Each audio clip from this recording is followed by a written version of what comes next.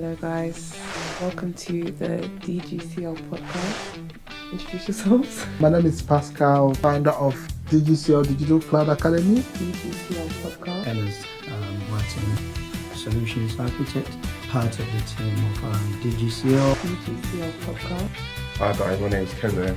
I'm a student at the DGCL studying Cybersecurity. DGCL podcast. Oh, you got it, isn't it? I did that as well. Hello, guys. Welcome to the DGCL podcast. Today I'll be asking a few questions with... Introduce yourselves. My name is Paschal, founder of DGCL Digital Cloud Academy. And I hand over to Mr. Ernest. Yeah, my name is Ernest Boateng. I'm part of the team of DGCL and a solutions architect at the moment. Hi guys, my name is Keze. I'm a student at the DGCL studying Cybersecurity. Thank you, guys. So we'll start off with Pascal. So what inspired you to start the Digital Cloud Academy, and how has that vision changed over time? That's a good question. Thank you, Queen. What inspired me? Just because I've realized that there are some people that wants to transition into tech. They don't know where to start. They don't know anything about their journey, the path, where to start, basically. And because I've been through that journey and I've had like ups and downs, during my own time, so I didn't want a situation whereby people will go through the same hassle again. Yeah. So I feel like from what I've learned over the period of years with training, learning things, trying to break into the industry, there's like a roadmap that people are missing along the journey. Mm-hmm. And that helped me to put things together in such a way that it will help people to get the journey quicker than they plan. And I've realized as well that some people don't believe in themselves that they can actually do it.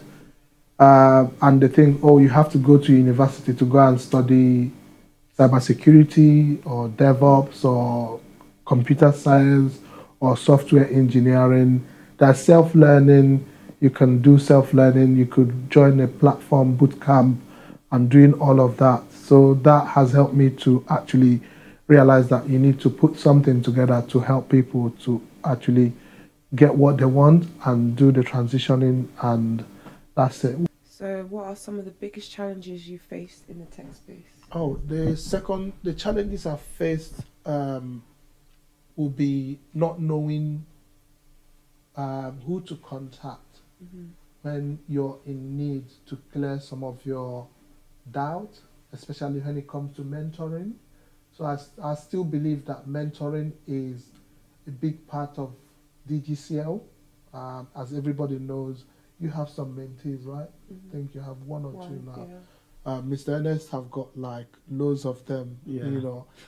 Kezier, I think recently you've gotten a few for cybersecurity, isn't it? Yeah. So I feel like mentorship is the key, because you've been through that journey before and you can also pass on your knowledge to others and help them to grow, because that way we are sharing the knowledge and that way we are also impacting on other people's lives, because it can be quite overwhelming, especially when you don't know the information or who to speak to. And the mentorship is like you helping us, we are helping you, and you're helping people as well. So it's like a chain of reaction that goes through. Yeah. So how do you see with the future of AI and the cloud, what do you think about DGCL and the industry at large for the future? Okay, when it comes to AI and the industry and DGCL, so I believe that AI is good. I mean, it makes things easier for people to do a quick chat GPT. It gives you all the answers. But at the same time, that's something I realize that people are forgetting, because AI is not running off from the space is running off from application that people have put together with ChatGPT agent or AI agent, and then it's running on infrastructure. So the infrastructure has to be in place before you deploy the application. So the infrastructure starts from people deploying application on AWS, for example. And when it comes to DevOps, it plays a lot of role in terms of infrastructure provisioning, and that helps with the AI. So people shouldn't focus on AI, but there's a foundation that comes from having cloud, AWS, that leads to AI. So AI services like Amazon Bedrock, AWS have a managed service. So if you don't understand S3 bucket, EC2, all of those things, it will be a bit difficult for you to understand maybe when you're integrating S3 bucket and Bedrock, for example. If you don't understand AWS, the services, then it might be difficult for you to understand the AI services within the AWS ecosystem. So it's important that they know the foundation first. Yes. Okay. It's very, very important, because otherwise you might be thinking about the big technologies, but it starts from the bottom. Yeah. Yeah, So- and to add to what Mr. Paschal said about AI, but one of the important issues about knowing your fundamentals, the services, what they do, and also using AI is that AI has gotten to a point that we have to deal with the issue of hallucination. Yeah. Right. So AI is trying to be more like human beings acting. So sometimes it can exaggerate, right, and give you some false information just to prove itself that it has given you good responses. So if you don't really know the foundations or your fundamentals, and you take everything just from the back of AI, the responses, that might not really suit what you need to, what you're looking for. But if you, for instance, the S3 bucket, if you don't know what it does, or EC2, what it can do, and you query AI and AI gives you responses, and you don't really know the underlying technologies and all that, then you could take that information, especially if you are in a workplace, you could take that information and use it, and that will be like a disaster. So, I mean, the AI is good, but knowing your stuff and knowing the fundamentals is the key. Yep. So we'll stay with you, Mr. Ernest.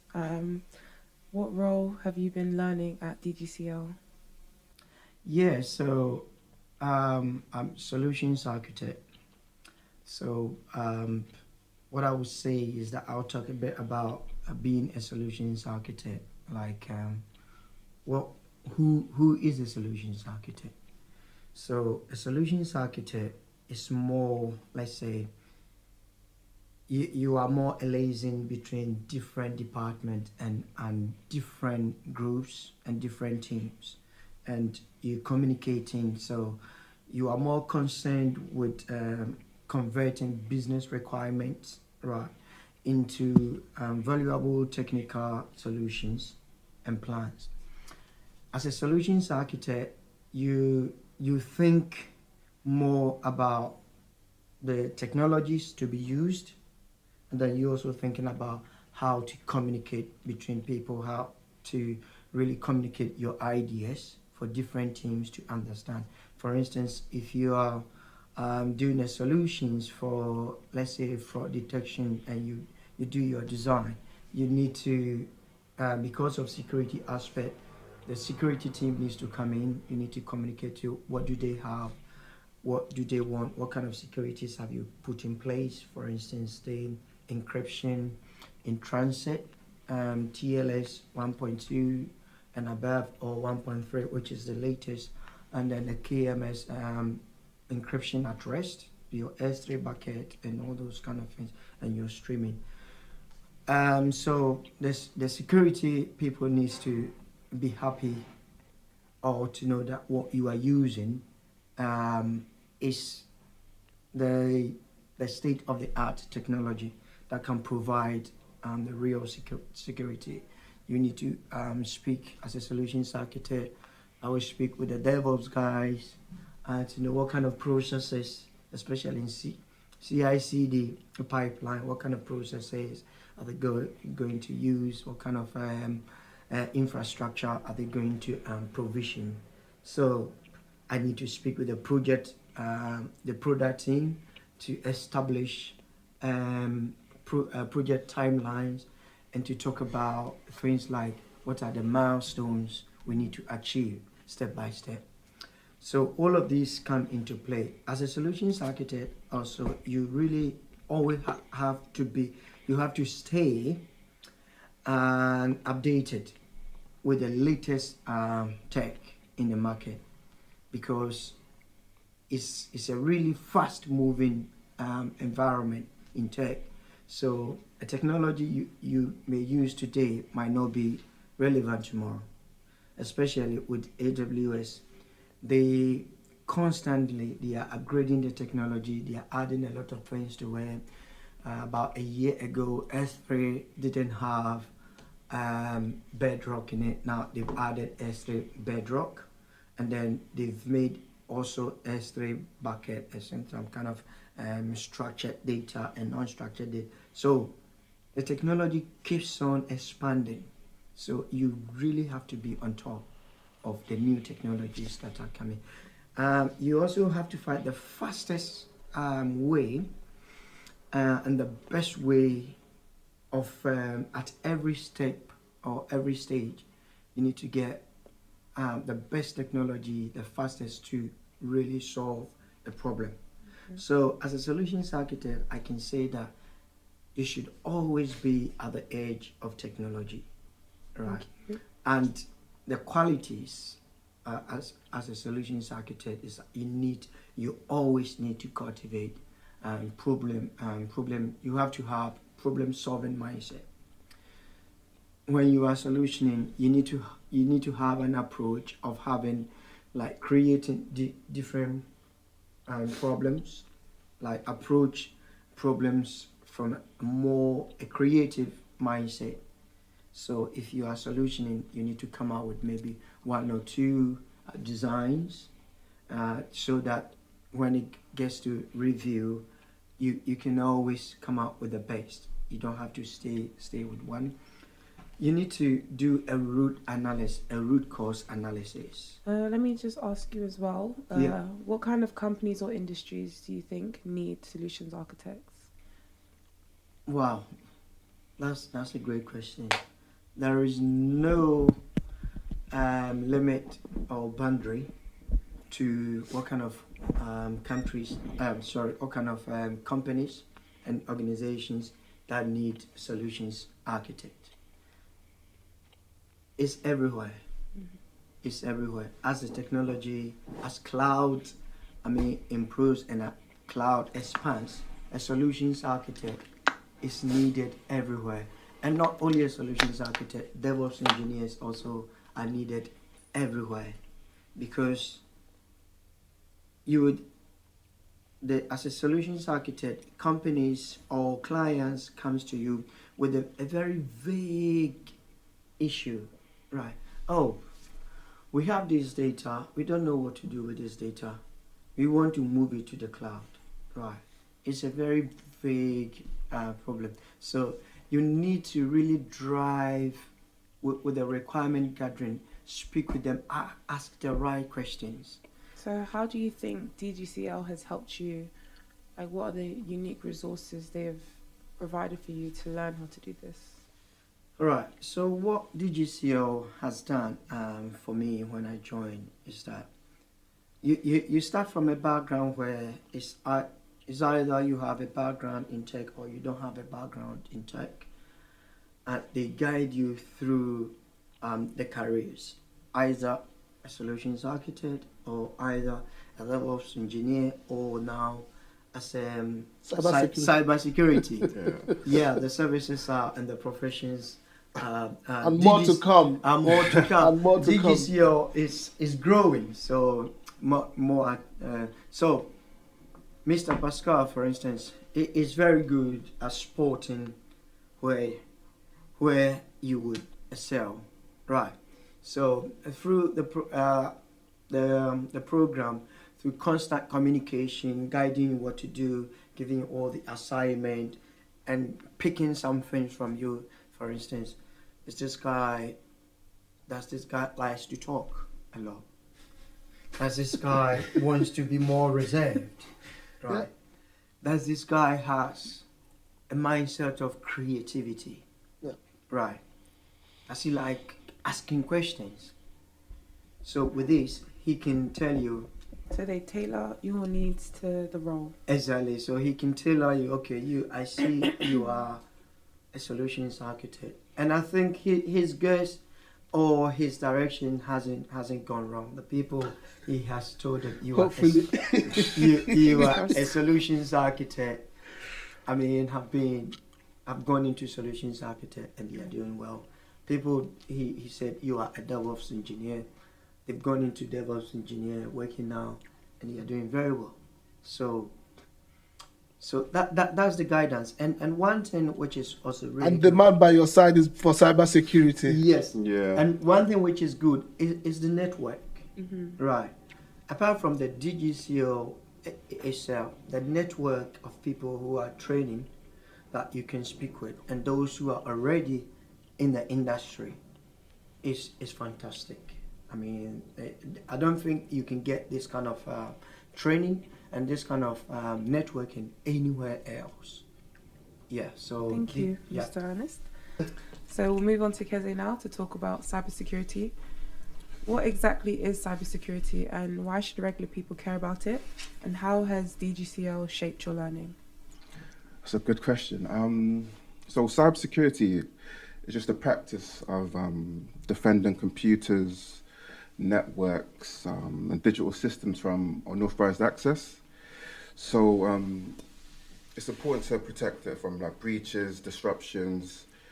It protects your banking information, medical information. So it's a vital part of even today in society because everyone's using mobile phones, laptops, everyone's on their phones. So it's essential that you're protecting your information. I think the main reason why people, like not even people just not even studying cybersecurity, should be aware of cybersecurity because the implications that can happen if you don't know about it. You know, for example, there's a lot of spoofing, phishing, like social engineering that's happening, targeting vulnerable people, if you know what I mean. So, like, for example, what we're learning as part of with DGCL, sorry, is the effects that can happen without cybersecurity. So, with phishing and spoofing, a lot of vulnerable people are getting attacked in regards to their personal information and data being stolen. So it's always essential that and important that you know how to protect yourself from these methods. You know, looking at where this email came from, if it is it reliable, is it real? Even like with, for example, like you can receive an email from someone saying like you want a free iPhone, you know. So in today's world, like who doesn't want to win a free iPhone? So it's important that, you know, when you look at those kind of stuff, just be aware, just to like safeguard yourself, you know, and like, yeah. So how has DGCL shaped your learning into cybersecurity? I mean, they've helped a lot. I've come from a sales background, so I wasn't really technical in terms of like anything to do with IT. And the platform, especially Paschal, the other guys like Julie, Pauline, they really gave me like the confidence and just to believe in myself because it can be done. Because not everyone's from a technical background, so what the platform does, it just enables you to, it has so many resources that you can use to learn what you need to learn, do what you need to do. It's got the hands-on labs, so it's got you the real-life scenarios of what you're studying. So it gives you like what happens in the day-to-day field in terms of what you're doing, a potential job role. So the platform's been very beneficial to me. So I can't really complain about that. It's been a long journey, but hopefully we can get there at the end. Fingers crossed. So, with the constant evolution of cyber threats, how do you think we can stay up to date and ahead of attackers? That's a very good question. So Like you mentioned spoofing. So with the platform as well, as I said before, they do a lot of hands-on labs. So they do different types of scenarios that you'll deal with in the event of a cybersecurity attack. So the platform has so many resources and tools that you can use to keep yourself up to date. That I personally use. Another way that you can keep up to date, obviously, there's social media, there's social trends that I always look out for. I like to watch the news to see what's going on as well, just to see what different types of attacks. A couple of months ago, I'm not sure you're aware, there was an attack on, I believe it was either Harrods or Selfridges. That one attack messed up their systems. I think the same happened to Marks and Spencer's. So it's always interesting just to keep up to date to see what types of issues that are occurring in the what we're learning. And even with the trends, just looking at, as I said before, just watching the news, keeping myself updated online as well. Okay. Thank you. Yeah, not too bad. So we're going to move over to Paschal again. What sets your academy apart from other IT training spaces? Oh, okay. Where should I start? Okay, so when people make inquiries from the first time point of contact to say, I want to join the platform, the first question I normally ask them is, are you in IT or not? So yes or no. So yes, then we now say, okay, what do you want to do in terms of cloud? Maybe if it's somebody that's come from business analysis background, project management, all of those things, they want to maybe transition into cloud computing, AWS, solutions architect, DevOps, cybersecurity. These are the inquiries that come through the door. I'll try to find out, okay, you want to do this, then find out, okay, sometimes I judge by what they say. Some will say to you straight away, I want to join IT because of money. But again, that's true, being honest. But that initial assessment is what I use to capture people's mindset before they join the platform. Then that will determine how we now manage the expectation from them or for us. Then what sets us apart from other platforms out there is because, one, you get to speak to people directly, not like chat box or email inquiries. No, you speak to real people, to get the information that you need straight away. Now, we set up a system in place in DGCL that we have somebody who is responsible for onboarding people, which is Julie. Then when that happens, then we have another person, which is Miss Pauline. Her responsibility is to look after people who are already in training.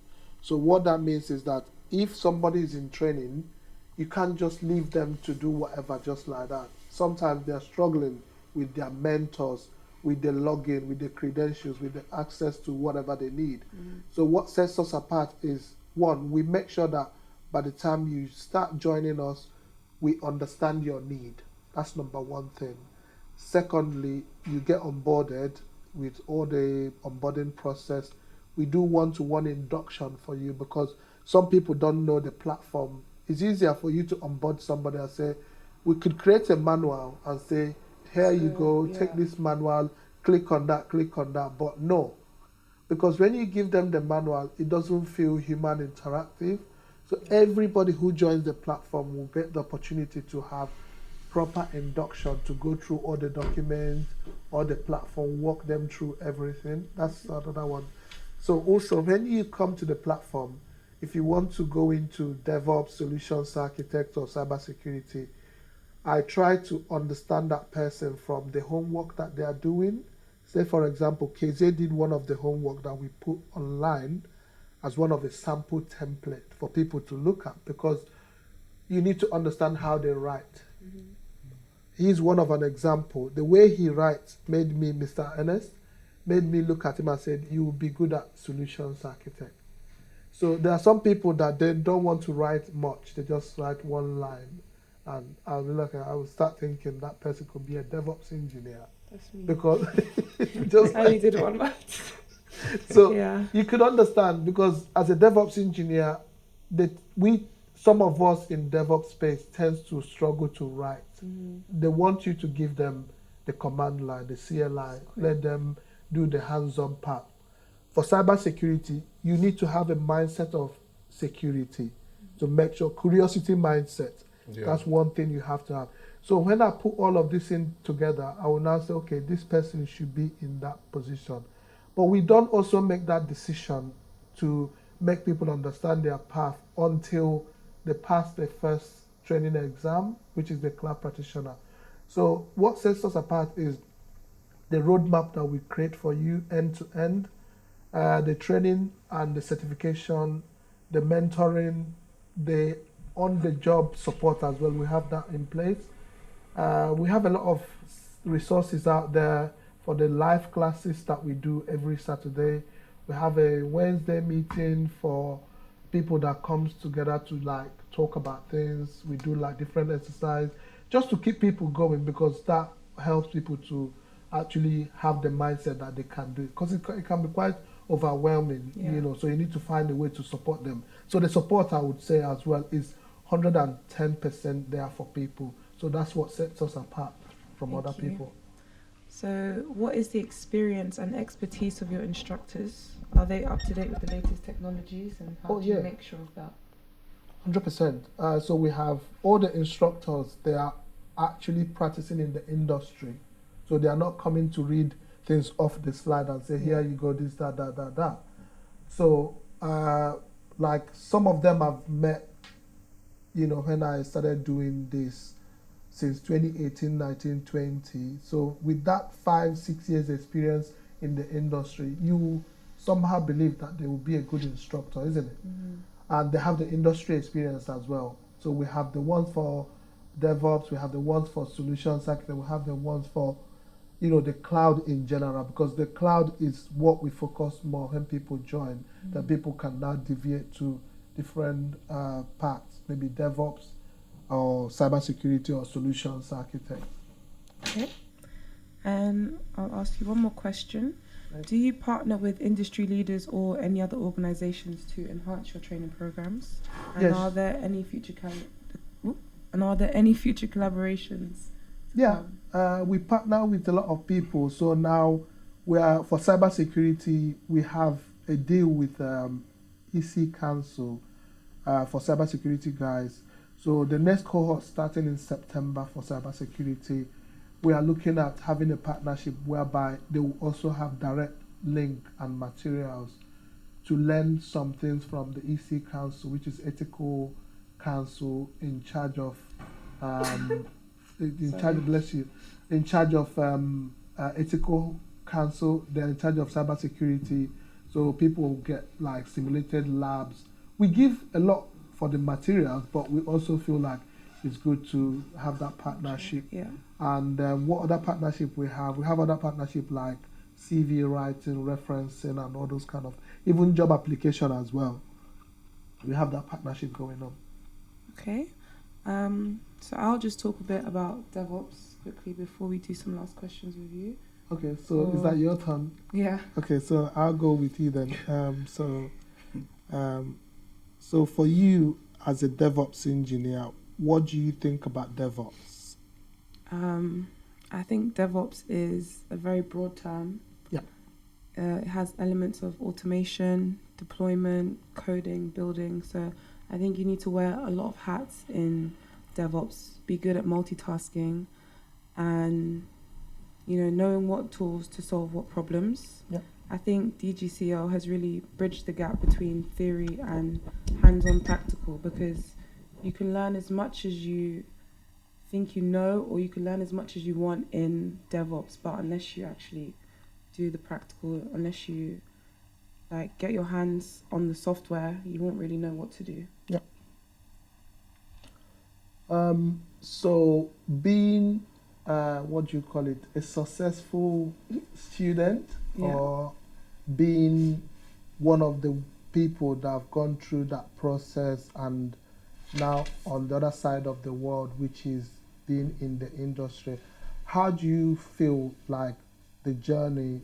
What advice would you give to people who are trying to join or who are trying to look at DevOps as an option? What did you do personally that gets you through with the success story and any feedback, basically? Well, I think first of all, before anything, you need like good motivation. Yeah. You need a reason to do it, because sometimes it will be a very long day and you still have to study. Yeah. So you need to know why you're doing it, and you need to keep that in mind. Also, you need to enjoy it.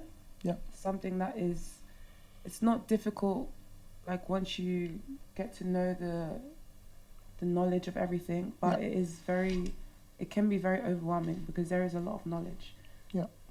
Also, I think it's good to talk to people. We have a lot of mentors. Yeah. So if you have any problems, or maybe you're not understanding a process, it is so much easier to just ask and talk to other people who might not be understanding, and then connect the dots together. So yeah. Nice. Do you have any testimony or feedback for DGCL? I think they are very good at motivating people, honestly, because I'm someone who, I love to learn, but at my own pace, and sometimes I can be very, very slow. So it was good to have Paschal and all my other mentors like on my back, telling me, where are you at right now? Where do you need to be? What are you learning right now? What should we do for next week? It was very good to have someone that is watching over you, and also yourself. You need to be motivated, but it was nice to have that support. There's like abundance of support for this company, I think, which is a good thing. Nice, thanks. I have one question for you. Can you share how students can overcome challenges, assuming some people are struggling, like imposter syndrome, you know that one? Yeah. You know, how do you think that people can overcome that, especially people that don't have tech background? Mhm. That's what, because it's easier for somebody who's been in the tech space Yeah. to come up and, you know, you give them things, they just do it. But consider people that are not. They Yeah. don't know the command line like you do now. They don't know about GitHub, Yeah. all of that, AWS console. How would you encourage somebody on that?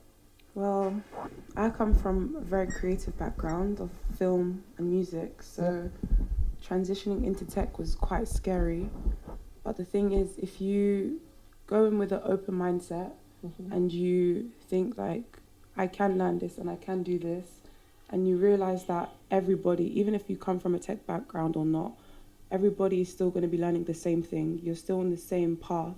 So if you go in with the mindset of, this is what I need to do and this is where I need to go, especially with how many other people are in your cohort or in your class, people are all struggling with the same thing. Whether they say or not, it's difficult, but it's difficult together. That's why like you have Wednesday classes, which is knowledge sharing, and then there's industry experts that come in to talk as well. That's when you get to see and realize that you're all kind of in the same boat. You're all learning the same thing. So that I would say is a helpful thing. Well, thank you for that. Mr. Ennis, I'll come back to you anyway. What advice would you give to people out there who are looking to sign up with DGCL? I mean, from end-to-end solution, what could be your advice, or what could be your word of encouragement? And also, one thing I want to say today is that by next year, 2026, by the grace of God, we'll be launching a new product for the platform called IT support. So IT support is something, because I've also seen some people that have come to do this, they can't hack it. So I've made some suggestions, like Mr. Ennis said, to say, why don't you try this? So it's like you're going to go to secondary school, but you haven't done primary school. Okay. So I feel like if people have IT support, especially, they can do well in DevOps. Is it like the homework, kind of like the homework, but on a larger scale, where you learn the basics first? Yes, and also the training is just going to give you things like how to maybe SSH into a server. Okay, yeah. So it's just like when we do that initial consultation with somebody who wants to join the platform or that initial assessment, I've suggested to 3 people now to say, why don't you try doing IT support engineering? They said no. But when they pass their cloud practitioner exam, they want to go into DevOps. They stopped communicating. I said, why? They said they want to do IT support before coming back to DevOps. So that has given us the reason to also think about it, think of what we need to give to people in order to support them. So we could have varieties of options for them to choose from, before going to be. I think people will hear about DevOps because of the money, obviously. Yeah. But you need to do a bit of work, to be honest. So, Mr. Ernest, I hand over to you. Yeah, so my advice to people who wants to join the platform is that if you want to join it now. There is no but or ifs or tomorrow or the next day to come. Just go into it, just join it. Forget about go against your gut, go against your just face your fears, because it's only in facing your fears that you would realize or you recognize in the future that this thing that I was so much afraid of, it's not scary, right? So myself, when I decided to join, I don't have a tech background, but I just came and said, okay, I'm going into this. There's no turning back. So whatever. So the mindset is that I'm going into it. I need to learn it. And I got into it. And some people might feel, okay, is this for me? Is this going to be too hard? The thing is, you need to join. You need to take that step, right? If you don't take that step, that one step of 1,000 miles, you haven't done anything. So what I tell people is that whether you are convinced or not, getting, because in the process your conviction will come through the process, right? Sitting at the bench will not do you any good. Sitting by the fence, by the corner. Yeah, by the fence will not do you any good. It's only in taking the step that the change you want will come in. And when you take the step, like we've discussed, the support is there. Right. Also, Mr. Ernest, something I want to add to what you're saying as well. Some people worry about the money. Right, I'll come to Some that. people worry about the money. You know why I say that? They say some people say the money is too much. Yeah. Too much? Yeah, the money they pay for the training, they say it's too much. Yeah. One. Secondly, some people are afraid of losing that money when they pay for training. But it's the mindset of the losers. Yes. Because I had similar situation myself. But at a point I said to myself, if I lose this money, I lose the money. It could be something else you've paid for, maybe shoes or handbag or this is an investment that you're putting in yourself. So the way I look at it is, if you get in, pay your money. We've made it easier for some people to say, okay, you could do like monthly payment plan rather than paying all the money in bulk. But one thing I've realized is that because we are giving live instructors, we pay them on a weekly basis, and nothing goes against having a live instructor when you're doing a training, because you could ask silly questions, you could ask other questions. It's easier to go on Udemy and buy a course. I'll tell you, there are some courses I bought on Udemy that I haven't even gone 10%. Because I look at it and I'll come back to it. But with the live classes, when you think that I have a class on Saturday or on Wednesday, the system is automated in such a way that it sends you reminder 24 hours before the training starts or whatever class you're doing start. It sends you 1 hour reminder again. So there's no how you could miss it. So people think about the money. So I don't know if you want to buttress on that, Mr. Ernest. Yeah, with that one, I'll go with the quote from Andy Jassy. Andy Jassy is the CEO of AWS. And when he was talking about the AWS management principles, AWS has all these principles. When he came to think big, right, he said leaders think big. Yeah. This is how he started. He said, thinking small is a self-fulfilling prophecy. Right. I said, leaders create and communicate a bold direction that inspires results. So, if you think very small, you've already prophesied your life into being small. Right. And if you think that this money, this is how I see it. I always talk with Mr. Paschal that I don't care about how much I spend. Probably by far, I'm not exaggerating or I'm not that. Maybe I've been the person who has spent. There is nobody from the expert industry that Mr. Paschal has brought to the platform that I don't get in touch with and I pay. There's a senior trainer, his charges. And now £65 £65 for you to talk to him. Yeah, That's my mentor. £65. Wow. And For you to have a I've meeting had with him, about £65 a whole month sessions with him. Yeah. Like It's worth it. three times a week. Yeah. Right. So I'm not scared because my analysis is okay. If I spend if I can spend 10,000, 20,000 on this, my goal is to get there. And whatever will get me there, I don't care. Right. Because for instance, if you as a solutions architect, the lowest you could even start with a junior solutions architect is like maybe 50K. Yeah. The lowest. So maybe 2 months' salary will cover all of the things that you spend money on. Exactly. So your it's 2 months investment. salary that you take home, your first salary can You 2 probably months will cover everything. give it to your missus or your girlfriend. Yeah, just as I promised, I always tell my missus, look, when the money start coming. yeah, let the money start coming every month. I just dash you 500 quid just for little show for bags and stuff like that. And he just like so, there's something big in, guys, and when you come in, think big. Yeah. And aim big. 100%. And go for the grab.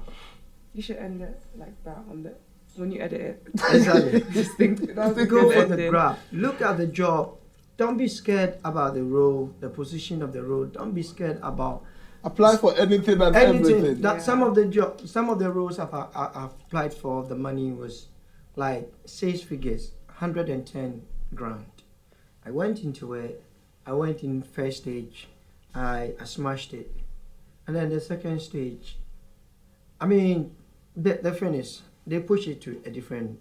They look at you because they are more like, okay, they're looking at DevOps and solutions architect, but obviously I'm not DevOps, so to some extent they can get you on DevOps, and then they say, okay, your DevOps skills was not so bad. If it was only solutions architect, You'd be Voila. yeah. Yeah. So go for it, think big, and see the future, because the future is good. That's what I'll tell everybody. Yeah. Yeah. Kezia, over to you before we wrap up. So, wow. what other services have you, through us and through our third-party companies, have you experienced with DGCL? There's a So few apart from the learning, not just that, yeah, the learning. Obviously, as I said before, like the hands-on labs. But one thing that was very beneficial to me as well was the mock interview as well that I had. So it felt like an interrogation. But Oh, you've had it, isn't Yeah, it? yeah, And yeah. Kid had that as I well. had that, yeah. But it's just like Stress. it was good. It was good to experience how like a potential interview Could be like, be like in the industry. So they just threw questions out of nowhere that caught me. Even the simple questions that I would know, it just went up above my head. Yeah. But it's just like a nice experience of how the guys really took their time to put that together for me. Put things together 100%. It was it was so helpful, and even like not even that, just the support they give you. Like you can text or call Paschal day and night. Even if he doesn't pick up, he'll call you within half an hour. It's the same with Pauline and Julie as well. The guys were great. They help us so much. So I can't really ask for more. But like in terms of like the platform itself, like I feel everything you need to be successful is there. So it's got the videos on hands-on labs. It's got the resources that you need to read, and the material that you need to read also as well. So again, I can't fault the guys for what they've done for me. So it's been the journey so far has been good. It's not been easy, I can't lie, but you just have to put the effort in. Do you have any testimony to share with people that worry about CV writing, referencing, and other services that we give through? In terms of third-party? like the CV writing and the references, as I said, like the platform, everything is there. Like the guys will help you. If you feel like your CV is not good enough, I mean, you can send your CV to the guys. They can analyze it, see where you're going wrong, and they can help you with that. It's the same with the references. I mean, the guys they've got connections all over the place, so they're there to help you. So what I recommend doing is just utilize it with the CV, the references, the materials, the hands-on learning, the And videos, the mock interview. the mock interview as well, that's an experience that I'll good. never forget that. Well, you guys managed okay. It didn't seem Yeah. but the feedback also is there for you to have. Yeah, that's to the look thing. at. You get the feedback with the mock interviews as well. Yeah. To tell you what you need to improve on. Yeah. What you should say, what you shouldn't say, just the general basics of doing an interview. But now as in the experience, I will never forget. Yeah, but the reason behind that case here is, imagine if you're going for the interview now, and you go for the first one, second one, third one. We want you to do like, okay, the lady that got a job after you, yeah? So she did the fifth one, the sixth one, she got the job. So you know how that happened? Because she learned mistakes from the mock interview she made, things to say and things not to say. Yeah. So she caught that at the beginning. And the feedback that we get off from when people do the interviews, so we put them on the platform. So she went through them and scanned through all those questions, one after the other. So she was well prepared to actually say, okay, what do I need to prepare? And also, with that opportunity, so she didn't do like 30 odd interviews. She did only just fifth. The fifth one, the sixth one, she got the job. So it helped her. Funny enough, her roadmap is 6 months to finish the training. She got her job on the 5th month. So the luck comes from you anyway, remember? Because as soon as you got yours and she got the DevOps class now. So it's just like, trying to support people. And also another service that we are helping people with, before I forget, is with a sister company called Career Boostly Pro. So what they will do is they will take your CV, they will apply for jobs for you.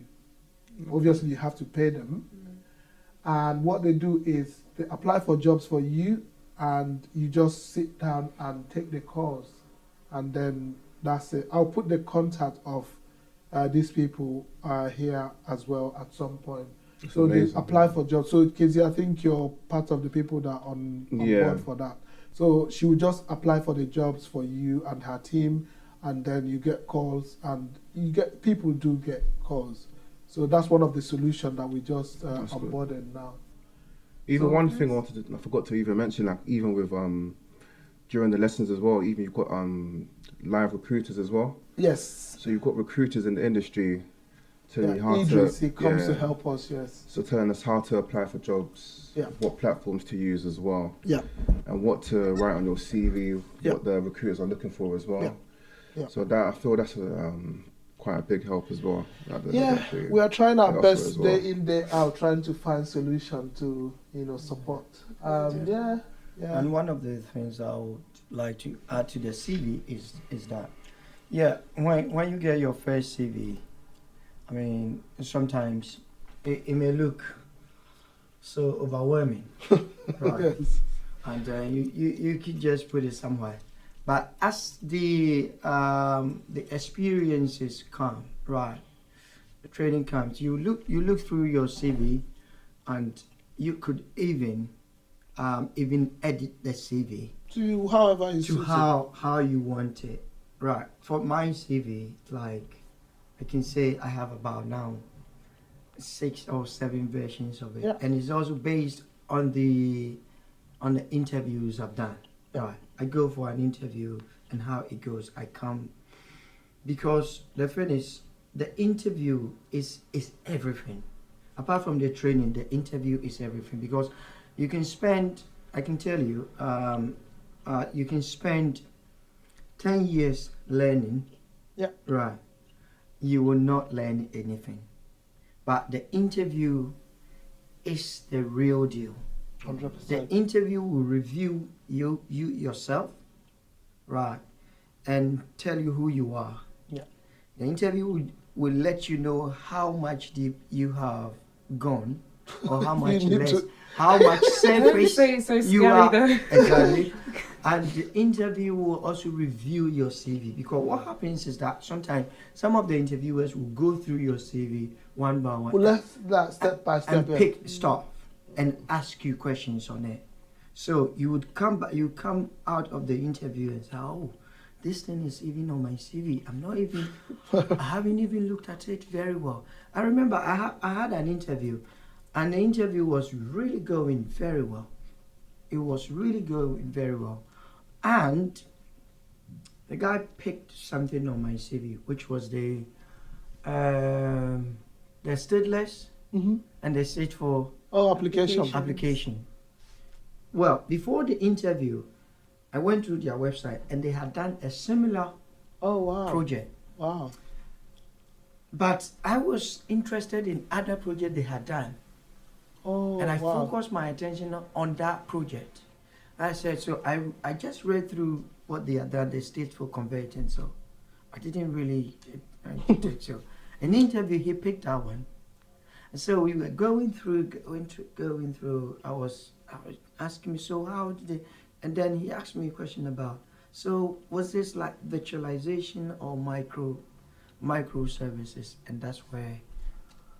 So I mentioned, oh, EC. It was done on EC2, and he was like. So that is where it went back. So all he was expecting was like a microservices, Mm-hmm. and that would have sealed everything. Yeah. Right.